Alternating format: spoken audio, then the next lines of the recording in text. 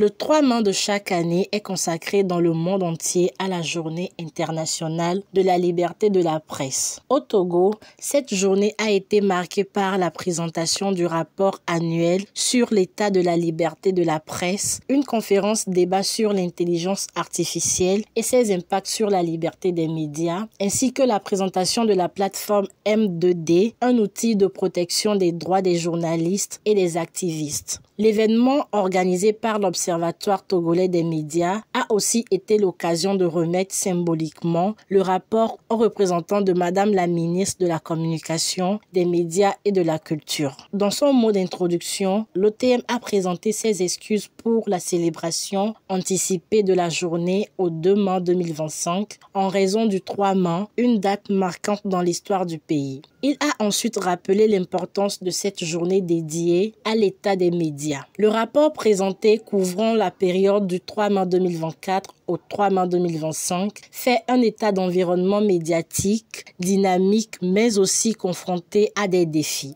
Agressions, suspension de journaux ou encore pressions diverses. L'OTM note cependant une baisse des plaintes cette année et un usage plus responsable des réseaux sociaux par les journalistes. À ce sujet, M. Fabrice Pechesi, président de l'Observatoire togolais des médias, revient sur l'importance de cette journée et les enseignements du rapport 2024-2025. Alors, vous savez, l'Observatoire togolais des médias, chaque 3 mai, a l'obligation de rendre public le rapport sur l'état de la liberté de la presse au Togo. Et donc, cette année, nous avons voulu respecter cette tradition en rendant public le rapport. Et dans ce rapport, de façon globale, nous avons constaté qu'il y a eu moins de plaintes, même si nous notons quand même quelques sanctions par rapport à la liberté de presse. Nous avons des sanctions, 3 sanctions pour 2 journaux écrits. Nous avons également une émission qui a été suspendue et son animateur également. Voilà un peu les quelques, en ce qui concerne les plaintes et sanctions dans la rubrique plaintes et sanctions du rapport, ce qu'on peut noter. La recommandation fondamentale, c'est cette volonté de voir nos textes un peu relus et nous gardons un peu espoir par rapport à cela parce que nous savons qu'avec la nouvelle constitution, il y aura quand même un chamboulement des textes puisque les compétences de la HAC seront élargies en ce qui concerne le numérique et nous gardons espoir que toutes les recommandations que nous avons formulées en ce sens-là seront prises en compte.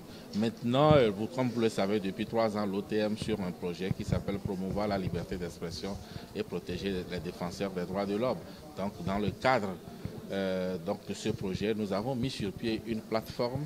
Cette plateforme, l'objectif, c'est de renforcer toujours cette possibilité de garantir la liberté d'expression, aussi bien au niveau des acteurs des médias que des défenseurs des droits de l'homme. Donc c'est une plateforme qui est à la disposition des différents acteurs qui pourront renseigner à travers les quelques violations des droits de l'homme ou de la liberté de presse qu'on pourra remarquer dans l'exercice de la profession en ce qui concerne les journalistes et également l'exercice de défense des droits de l'homme pour ce qui est des ODDH. Donc voilà un peu de façon globale l'objectif de cette plateforme que nous avons mis sur pied dans le cadre du projet que nous mettons en œuvre depuis 3 ans.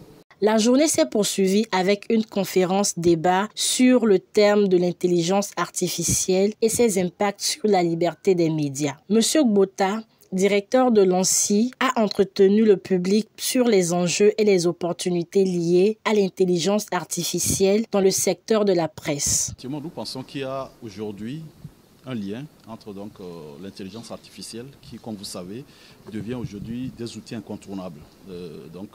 Pas uniquement dans la presse, que ce soit la presse, dans le domaine financier, dans le domaine médical. L'IA aujourd'hui, les outils IA deviennent complètement incontournables.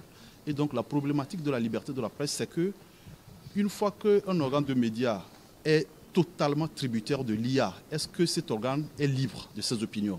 Est-ce que cet organe est libre de sa ligne éditoriale?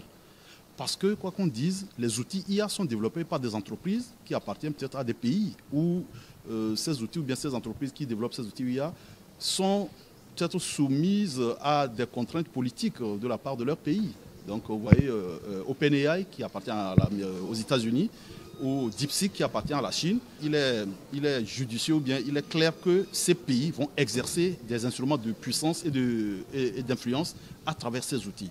Et donc ce que nous demandons aujourd'hui, si vous voulez conserver votre ligne éditoriale, conserver votre liberté d'opinion, conserver votre liberté d'écrire et de publier, il faudrait savoir utiliser ces outils IA. C'est très très important.